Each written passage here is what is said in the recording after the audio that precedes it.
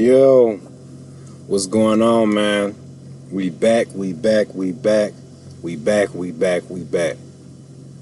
So y'all know, 'tis the season. It's very, very, very, very, very, very, very, very, very, very, very important that you know that November 1st, you gotta have your chains ready. Because they can put you out of service. Nobody want to be put out of service on this road, so y'all go ahead and get them chains ready, man. And another thing, y'all know when it get cold out, ice starts to be present on that road. So be very careful, man. Very careful, man. We need y'all out here so y'all can run it up. We need to see y'all in TikTok traffic. I need to see y'all on YouTube posting your content. I don't want y'all to be out here and be on the news and I see y'all and I be, saying rest in peace or whatever under your profile picture. So today we just gonna be cool, man. We laid back. I'm here in Seattle, Washington. Nothing to do. So I went to Best Buy and I bought me a Yeti, man. So the sound quality should sound good.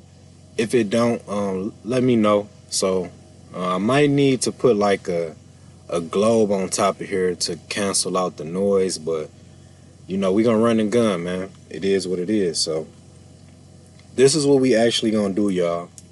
I'm gonna read y'all off some statistics from the FVF Law Injury Attorneys. It's basically like a commercial law firm, and then they give you the real statistics on what's going on. Then we're gonna break it down. So it's gonna give y'all, it's a real eye opener of what's going on and really what to watch out for.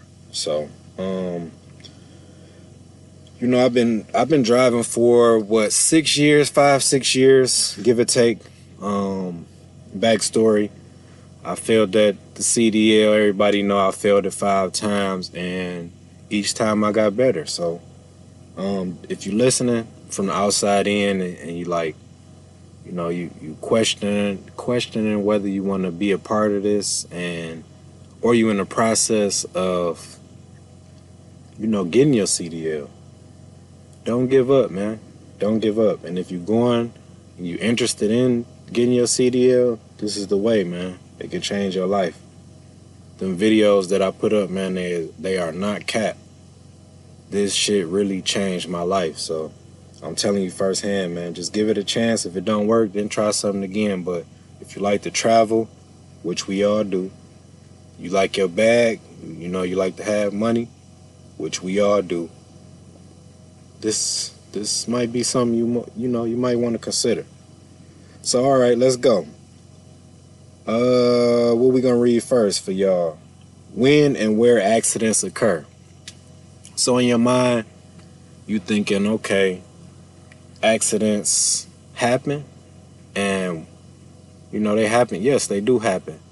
But it's a certain statistic that's out there on when they happen the most. So I'm gonna read y'all off something. This to save y'all. Thursday, not Friday, but Thursday is the most deadly day, with 18% of fatalities occurring on this day. By comparison, just 6% of fatalities occur on Sundays. So we all know when we out here driving, Thursday, man, I don't know why this statistic is high on Thursday. Maybe it's because Friday is the next day, but they're saying that this is the most deadliest day to be out driving a semi-truck. I don't know why. I mean, maybe somebody could answer that question for me. In my mind, I would think Friday would be like the most deadliest day. But Thursday, they are saying, and this is a statistic, so it has to be a fact, Thursday is the most deadliest day for commercial vehicles. And, more accidents happen on this day.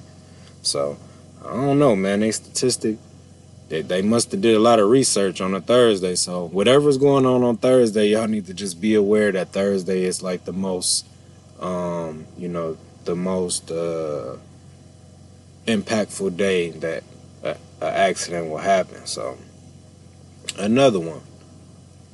Hall I'm sorry, half half of fatalities in commercial vehicle accidents occur between the hours of 9 a.m. and 6 p.m. So, that makes more sense for real. If you think about it, let's say Monday through Friday, 9 a.m. We all know that, like, that's rush hour time. So 8 and 9 is like rush hour times. Everybody's rushing. So it might not have nothing to do with you. A lot of times you have to drive for other people versus driving for yourself. So 9 a.m. I can see that.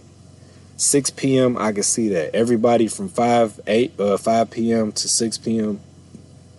is getting off of work. So I can see people rushing to get to work in the morning and then rushing from work to get home in the afternoon. So that statistic is, I can agree about that. So, what I do, and I try to stick to, my experience, because I've never been in an accident before out here on the road. I never hit nobody, and I still pray every morning that I don't, and vice versa. I hope nobody hit me, and I pray that nobody hit me. But, when we out here, I try to stick to this one thing, and that's like getting past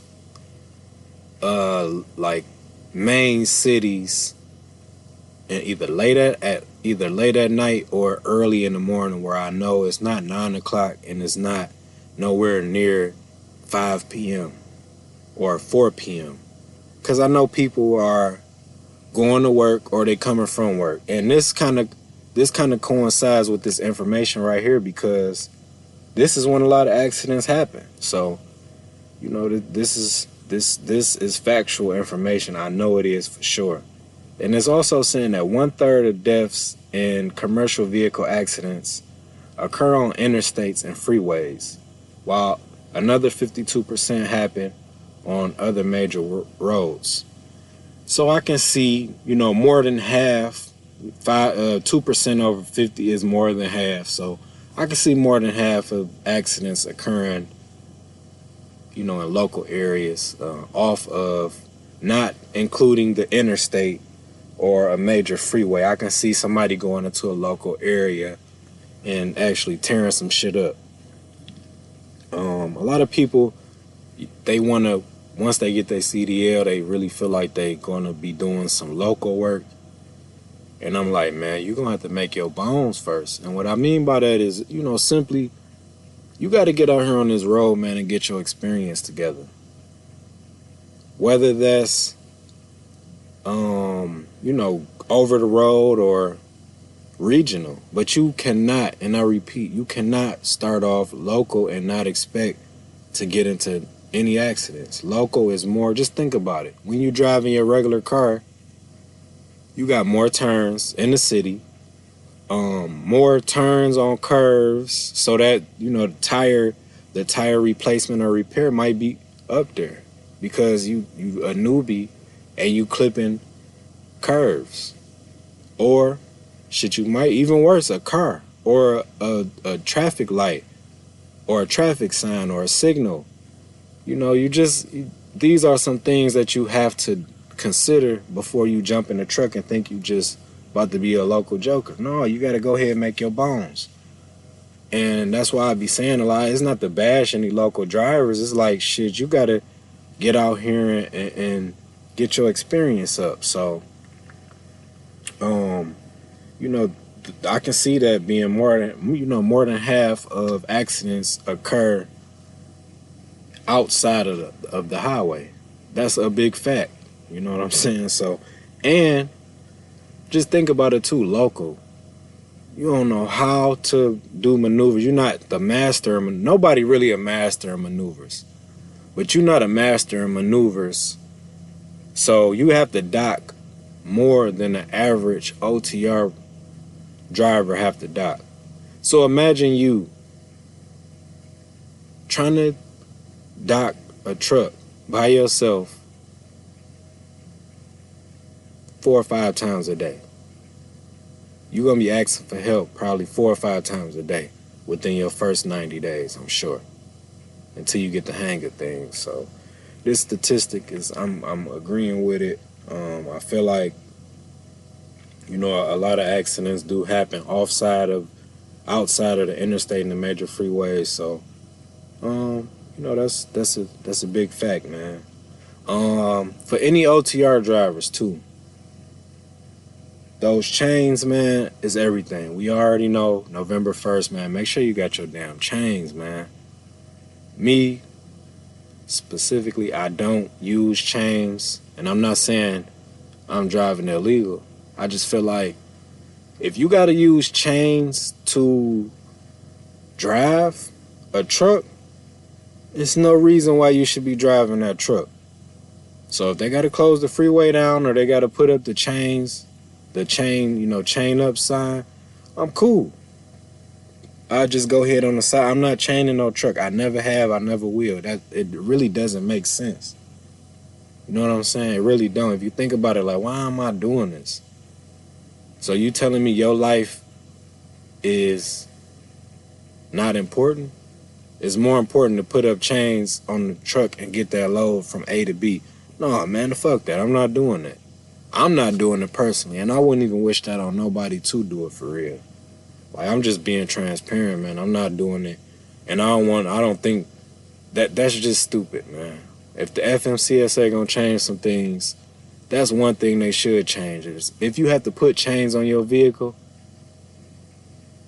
then that vehicle shouldn't be moving at all. Where's the ideology in that whole statement? So, it is what it is, man. We all know this weather about to get bad, so, you know, I just want y'all to be safe, man. Like I said before, I just don't want to see nothing bad happen to nobody. Just be cautious, be vigilant. You know, as a lot of people would say, be vigilant. So, another thing. We're going to read this fact off. In 2017, 252 drivers involved in a fatal accident tested positive for at least one drug. This is a big thing to me, right? So, I was in the SAT program, and I tested positive for THC, which is marijuana. I went through this long, drawn-out program, which I would say it did help me, but I feel like certain drugs should have certain offenses, right? So when it comes to the SAT program, I don't want to be in a class with a heroin addict and I'm only in there for smoking weed. Like, that's crazy. That don't make sense at all. So you driving the truck, you on opiates, and I'm driving the truck and I have weed in my system. And we all know that opiates and cocaine and all the other drugs take 3 days to get out your system. So if you test positive for anything other than weed, that means you've been getting high before you been in that truck, at least 72 hours before you got in the truck. They need to do those statistics. Why is the FMCSA so worried about speeding over 65? You know what I'm saying? Like, that's crazy. It's crazy to me, and it don't make sense. Y'all need to be worried about the statistics on that. Why is this man driving this truck and he got cocaine in his damn system? He got heroin in his system. This man got crystal meth in his system. Y'all worry about little old weed smoking me and little old weed smoking Johnny Jim that got some stuff on his mind, and he done freed his mind 2-3 weeks ago. So it really don't make sense, man. Like, leave us alone. You know what I'm saying? Leave us alone. Go mess with somebody that got some bigger issues. But I can say that, you know, the SAT program did help me. It just showed me a lot about myself. I learned a lot about myself in that program. I was actually in there with some people, you know, I thought they was on drugs, and they actually was on alcohol and all of us like to turn up.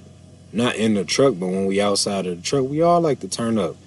Shit, that's what we do. You know what I'm saying? We like to enjoy our life. So, you know, when you get out of the truck, it's 1942. Or you might drink Patron. You might drink Don Julio and Neo. You might drink whatever, whatever your choice of drink is. But I just, I feel like alcohol is a big problem, man. Now it's more frowned upon when I look at it, because those people that was in there that was real alcoholics, shit, they had stuff like they was telling their story, and I won't put nobody's name out there, but I'll just be transparent. They had alcohol in cabinets, and when they couldn't get the alcohol, they'd drink rubbing alcohol just so they can get that sensation. So, it's that's down there like a drug. That's like, that is an addiction. So a lot of us do, we kind of cater our, suppress our pain with alcohol. And I can be the first, if nobody else gonna admit that, I admit that I do and I have, but I don't drink as much as I used to. Now you probably wouldn't really catch me with a hard drink. I haven't been really drinking like that for real. Every so often, though, I'm gonna be honest, every so often I'm gonna turn up for sure, but it's not as often as I used to. And shit, a nigga getting old for real. You know what I'm saying? It's when I drink how I used to drink, it takes so long to recover, and I have to work. So I love this. You know what I'm saying? I love trucking. I would never jeopardize trucking to drink or get drunk. That's out the window. That shit gonna go out the window. If it's between drinking and trucking, drinking to go. You know what I'm saying? So I would never jeopardize drinking for trucking. I love trucking too much, but it take a nigga too long to recover. Your ass, I've been in the bed just chilling for, like, I drink and probably knock a fifth off with me and the homies, or me and whoever, a female or whatever, and shit, wake up the next day and be in the bed crippled. They got a meme on social media with Terrence Howard hooked up to the bed. I know y'all seen it. It's like me. It got like a half and half picture. It's him in the club, and then it got him on the bed in the hospital, like me after the club, trying to recover from from a hangover. So he's sitting there looking crazy as hell. So, trucking is fun, man. I love trucking, and I love it so much that every day it's something about trucking. I'm down there obsessed with this trucking, and it's sick. It's sickening for somebody, that don't have the same passion that we all have, the ones that love trucking. So, so we getting off topic a little bit here, but I was just letting y'all in a little bit, man, so y'all can feel more closer to me, because I can empathize and I can say it. I love to talk, so I can say what y'all are scared to say.